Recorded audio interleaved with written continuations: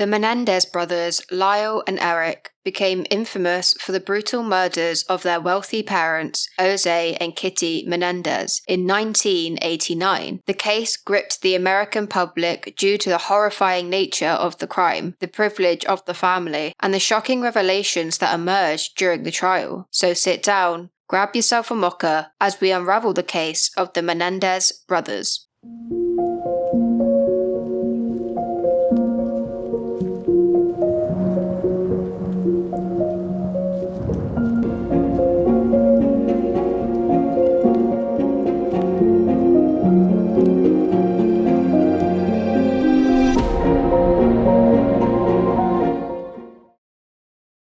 Lyle and Eric Menendez were born into a life of privilege. Their father, Jose Menendez, was a successful Cuban-American businessman who had immigrated to the United States as a young man. He worked his way up in corporate America, eventually becoming an executive at RCA and later the president of Live Entertainment. He was known for being ambitious, controlling, and strict with his children. Their mother, Kitty Menendez, was an elementary school teacher before becoming a full-time homemaker. She was described as emotionally fragile, struggling with depression and substance abuse. The family lived in luxury, residing in an upscale mansion in Beverly Hills, California. From the outside, they appeared to embody the American dream. However, beneath the surface, the family dynamics were far from ideal. Jose was reportedly domineering and abusive, while Kitty was emotionally unstable, creating a toxic environment for their two sons. Both Lyle and Eric exhibited behavioral issues from an early age. On the night of August 20th, 1989, Lyle and Eric Menendez carried out the murders of their parents. Armed with shotguns, the brothers entered the family's Beverly Hills mansion while their parents were watching television in the den. They shot their father, Jose, in the back of the head, instantly killing him. Kitty attempted to flee but was shot multiple times by the brothers. The crime scene was gruesome, with their bodies riddled with shotgun wounds. After the murders, the brothers attempted to cover up their involvement by creating an alibi. They claimed that they had been out that night attending a movie and later a festival. They even called 911 in apparent distress after discovering their parents' bodies, with Eric sobbing uncontrollably during the call. Beverly Hills emergency? Yes, police.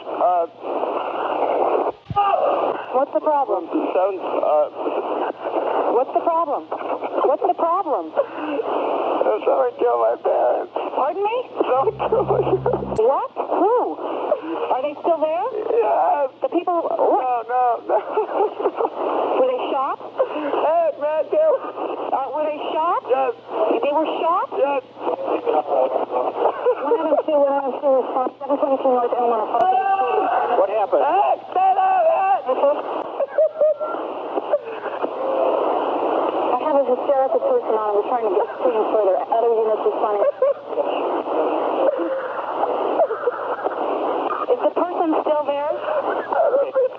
What happened? We have units around. What happened? Who shot who? I don't hear anything. I just came home. You came home and found who shot? Mom and Dad. You know if they're still in the house, the people that did the shooting. Get away from them. Okay, hang on. Let me talk to Eric. Who is the person that was shot? My mom and my dad. Your mom and dad? My mom and my dad. Okay, hold on a second. Okay, we're on our way over there with the ambulance. Okay, I gotta go. Okay.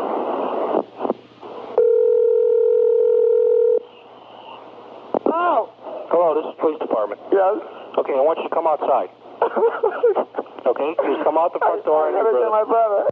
In the months following the murders, Lyle and Eric began spending their parents' fortune extravagantly. They purchased luxury cars, expensive clothes, and even invested in businesses. Their lavish spending raised suspicions, but it wasn't until Eric confessed to the murder to his psychologist, Dr. Jerome Oziel, that the case took a decisive turn. Dr. Oziel's girlfriend, in turn, went to the police with the information, leading to the brothers' arrests in March 1990. The trials of Lyle and Eric Menendez became a national sensation, airing on court TV and drawing widespread media attention. The defense team argued that the brothers had suffered years of physical, emotional, and sexual abuse at the hands of their father, and that their mother had turned a blind eye to the abuse. The defense claimed that the murders were the result of years of trauma and fear, with the brothers acting in what they believed was self-defense, fearing for their lives after a final confrontation with their parents.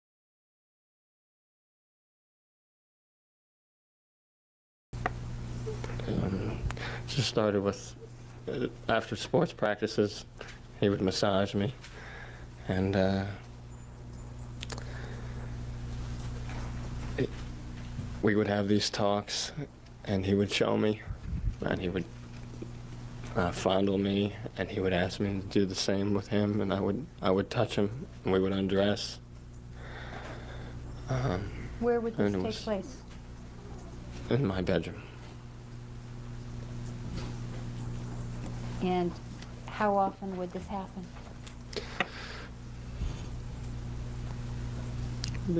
Like 2 or 3 times a week. We would be in the bathroom, and he would put me on my knees, and he would guide me, all my movements, and I would have oral sex with him. Did you want to do this?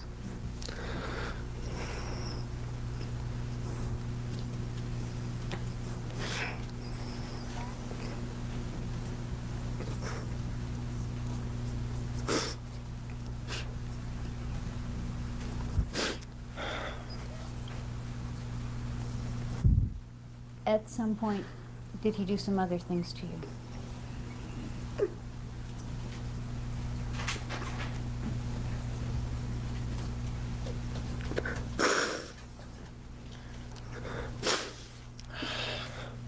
Yes. He used objects. What kind of objects? A toothbrush and some sort of shaving utensil brush. And what would he do with the toothbrush? Well, in the bedroom, we'd have what we called object sessions, and just slide my pants down or take my pants off. Sometimes it would be for a short period of time, sometimes longer. Just lay me on the bed and he'd have a tube of Vaseline, and he just played with me.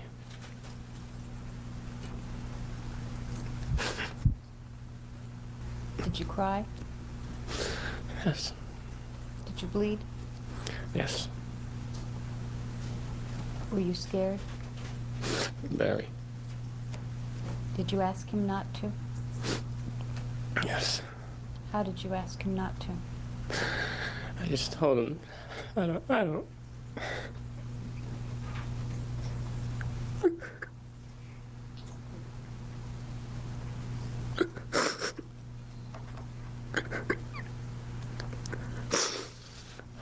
sorry.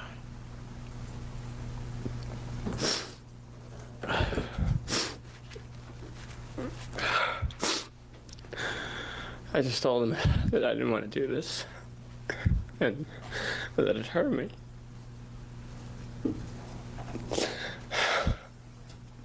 And he said that he didn't mean to hurt me, and he loved me. Did you tell your mom? Yes. What did you say to your mom? I told her to tell Dad to leave me alone, and he keeps touching me.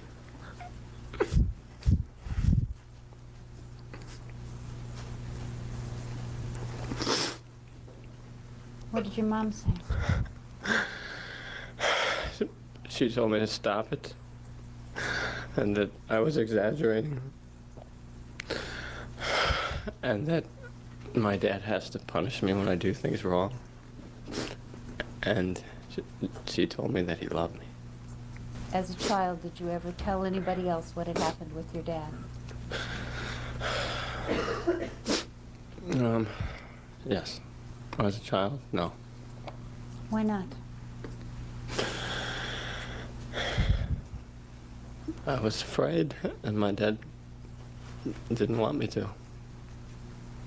What did he tell you about telling people?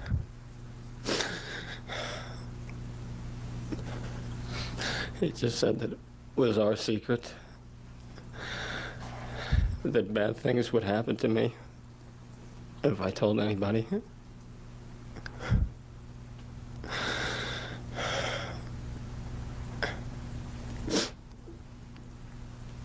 And I told him I never would.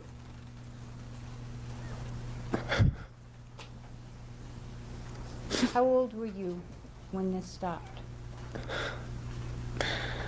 8. So during the time between 6 and 8, when this was going on, did you tell your brother? Did you do something to your brother?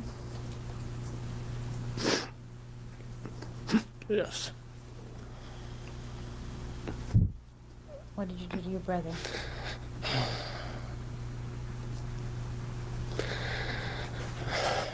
I took him out to the woods whenever I felt,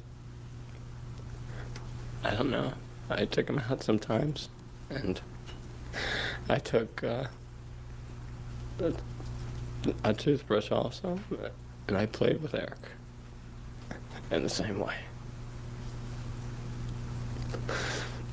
And I'm sorry.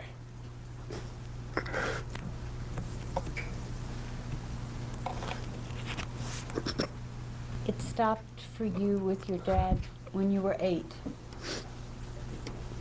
When you were about 13, did you think that it might be happening to someone else?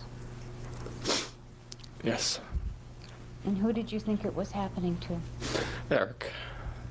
The prosecution, however, painted a very different picture. They argued that the murders were premeditated, motivated by greed and the desire to inherit the family fortune. The prosecution pointed to the brothers' spending spree after the murders as evidence for their lack of remorse and their true intentions. The first trial, which began in 1993, ended in a deadlocked jury for both brothers, as the jurors were split between murder and manslaughter charges, unable to agree on whether the brothers had acted out of fear or greed. A second trial was held in 1995, during which the judge did not allow the defense to present much of the abuse claims. This time, both Lyle and Eric were convicted of first-degree murder and conspiracy to commit murder. In 1996, they were sentenced to life in prison without the possibility of parole. A central question throughout the trials was the motive behind the murders. The defense's claim of abuse was polarizing. Eric and Lyle described in detail the alleged sexual abuse by their father, Jose, which they said began when they were young children. They also described their mother's emotional instability and neglect. The brothers claimed that they were trapped in a cycle of abuse and fear, leading them to believe that their parents were planning to kill them to keep the abuse a secret. Critics of the abuse defense argued that it was fabricated to elicit sympathy and reduce their sentences. They pointed to the brothers' calculated behavior after the murders, including their attempts to create an alibi and their lavish spending. Many believed that the brothers were motivated by greed, as they stood to inherit their parents' multi-million-dollar estate. The prosecution emphasized that there was no concrete evidence to corroborate the claims of abuse beyond the brothers' testimonies. However, some mental health professionals who analysed the case believed that the brothers could have been suffering from psychological trauma caused by their upbringing. The combination of a controlling, abusive father and a negligent, emotionally unstable mother may have contributed to the development of severe emotional issues in Lyle and Eric, leading to their extreme actions. The case also highlighted issues related to child abuse, family dynamics, and the legal system's handling of claims of domestic violence and trauma. The trial raised awareness about the long-term effects of abuse, though it also led to debates about whether such claims could be used as a defense for murder. Public perception of the Menendez brothers was initially overwhelmingly negative. Their affluent upbringing, combined with their extravagant spending after the murders, led many to view them as entitled and greedy. The brutality of the crime, killing their parents in such a violent manner, further alienated public sympathy. Although the brothers' defense hinged on allegations of abuse, many people doubted the validity of their claims, particularly in the early 1990s when societal understanding of issues like childhood sexual abuse and trauma was less advanced. Do you think the media has portrayed you fairly? Can you tell? I don't know if anyone can be portrayed fairly in the media, who they are. Well, let me say it. There are people, a great number of people, who think that you two are spoiled brats, that you are evil, that you are monsters. What do you say to them? That's not who I am, but I can't defend that. Because I came from a family of wealth, it doesn't make me spoiled. I would be surprised if anybody that was present at the trial and saw the whole thing rather than snippets on the news would feel that. A jury found you both guilty. Right, but I don't think you aren't guilty because they found you spoiled. Or evil. Or evil. Just a normal, I'm just a normal kid. Oh, Eric, you're a normal kid who killed your parents. Yeah, I know. And you still say you're a normal kid? Well, I didn't have normal experiences, but I am. I did that, and there's not a day that goes by that I don't think about what happened and wish that I could take that moment back or change what happened. But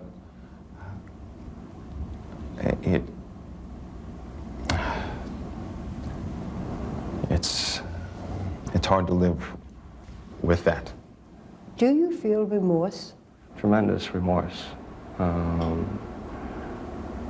And I think...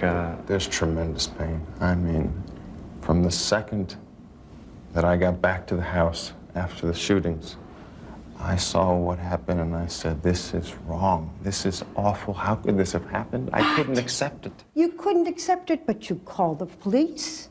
You pretended that you hadn't done it. You cried. You went off on a spending spree. I mean, we all read about it. You bought Rolexes, you bought cars, you didn't say, oh my God, what have I done, and turn yourself in. Well, that's not really what happened. Well, I've sort of stuck it all together, but... Yeah, you did a good job at it.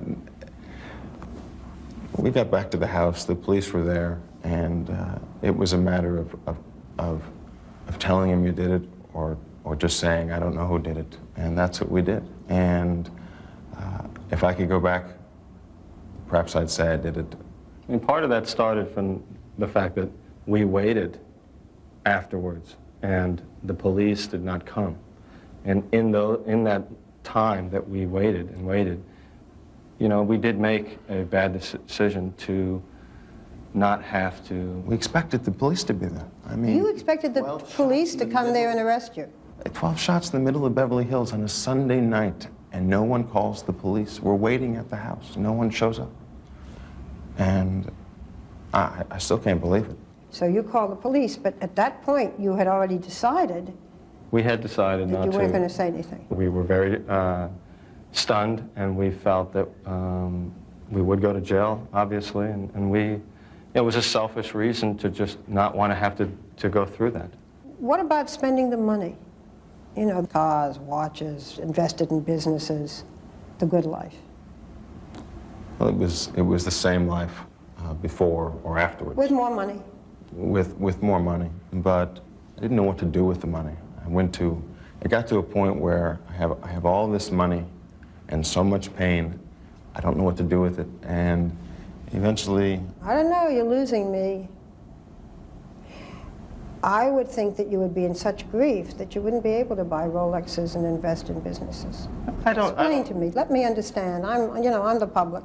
I don't think that it's understandable. I mean, people react to some traumatic event like that in different ways. You went to your psychologist, Dr. Oziel, and told him that you had committed this crime. I got to a point where I could no longer live. I felt that I was the worst person on earth, and it got to a point where I couldn't live with myself anymore, and I needed help. And so I went to him, and that is what the catalyst was for me getting arrested in Lyle.